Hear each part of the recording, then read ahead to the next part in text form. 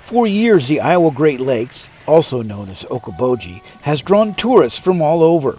Here you'll find beauty and some Iowa history. Well, Abby Gardner was part of the Spirit Lake Massacre that happened in 1857.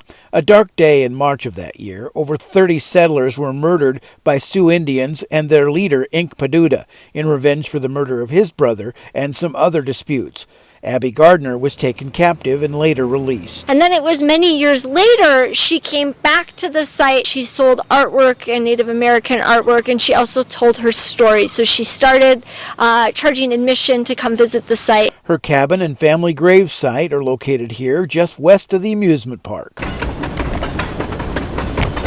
The Arnolds Park Amusement Park features family-oriented rides and the Queen 2, which cruises West Lake Okoboji.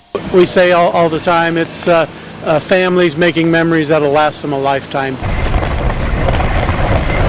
This amusement park operates as a nonprofit, saved over 20 years ago when developers wanted to tear it down and build condos. New this year at the amusement park, a collection of vintage pinball machines. Well, there's a lot of state parks here around the Okoboji region. One is Pillsbury Park here behind me, which is the smallest state park in Iowa on the shores of West Lake Okoboji. It's only 6 acres. There are public beaches where you can cool off on a hot July day.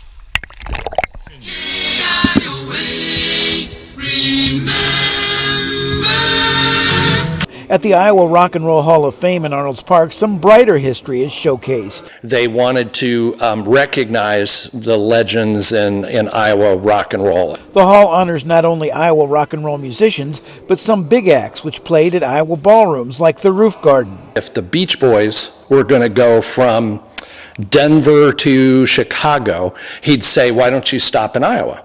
And so we had the Beach Boys and the Yardbirds and the Ronettes. Well, after a day of touring around the Okoboji Lakes area, you have to stop for some ice cream. In this case, the classic Nutty Bar. From Okoboji, Roger Riley, WHO 13 News.